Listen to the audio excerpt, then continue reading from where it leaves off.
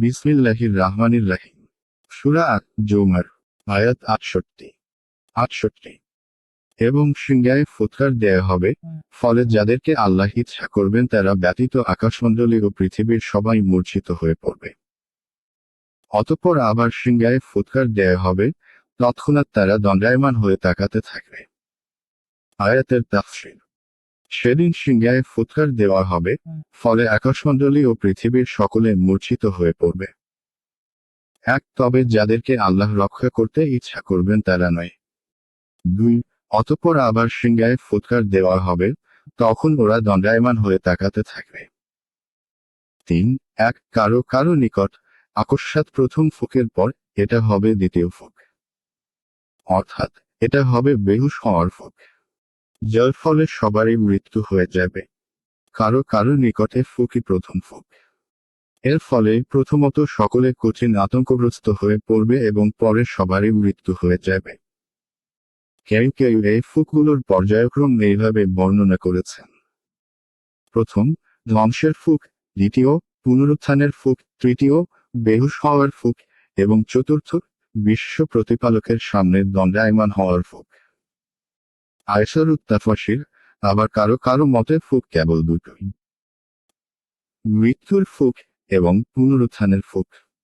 আবার কারো কারো নিকট ফুঁক তিনটি হবে, আর আল্লাহই সর্বাধিক জ্ঞাত। 2 অর্থাৎ যার জন্য আল্লাহ চাইবেন তার মৃত্যু আসবে না। যেমন তারা হলেন জিবরিল, মিকাইল এবং ইসরাফিল আলাইহিমুস সালাম। কেউ কেউ বেহেশতের দায়িত্বপ্রাপ্ত রিদওয়ান ফিরিস্তা, আরশ উত্তোলনকারী ফিরিস্তা এবং জান্নাত ও জাহান্নামের দারোগার কথাও বলেছেন। ফাতহুল কাদির 3 যারা 4 ফুঁকের কথা বলেছেন তাদের কাছে এটা হবে চতুর্থ ফুঁক, যারা 3 ফুঁকের কথা বলেছেন তাদের কাছে এটা হবে তৃতীয় ফুঁক এবং যারা 2টি ফুঁকের কথা বলেছেন তাদের কাছে এটা হবে দ্বিতীয় ফুঁক। আয়াত 69। জমিন ওর রবের জ্যোতিতে উদ্ভাসিত হবে, আমলনামা পেশ করা হবে এবং নাবীদেরকে ও সাক্ষীদেরকে হাজির করা হবে এবং সকলের মধ্যে ন্যায় বিচার করা হবে ও তাদের প্রতি জুলুম করা হবে না। আয়াতের তাফসীর। বিশ্ব প্রতিপালকের জ্যোতিতে উদ্ভাসিত হবে বিশ্ব। আমলনামা উপস্থিত করা হবে এবং নবীগণ ও সাক্ষীদেরকে আনয়ন করা হবে। 2 এবং সকলের মধ্যে ন্যায় বিচার করা হবে ও তাদের প্রতি অবিচার করা হবে না।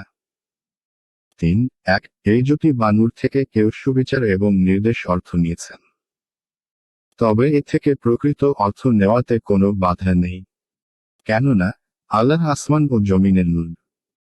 ফাতহুল কাদির 2 নবীদেরকে জিজ্ঞাসা করা হবে যে তোমরা আমার বার্তা তোমাদের উম্মতদের কাছে পৌঁছে দিয়েছিলে, অথবা জিজ্ঞাসা করা হবে যে তোমাদের উম্মত তোমাদের দাওয়াতের কি উত্তর দিয়েছে, তা গ্রহণ করেছিল না প্রত্যাখ্যান করেছিল। উম্মতে মুহাম্মাদীকে সাক্ষীস্বরূপ আনা হবে।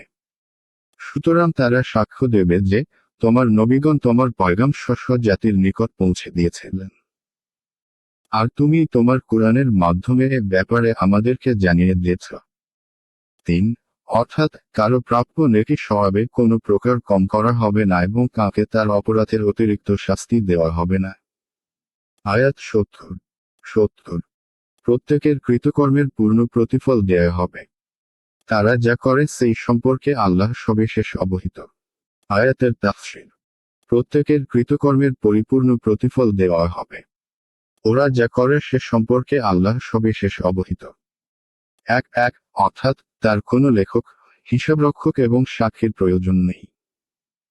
এই আমলনামা এবং সাক্ষী কেবল হুজ্জত কায়েম এবং ওজর বাহানা দূর করার জন্য হবে।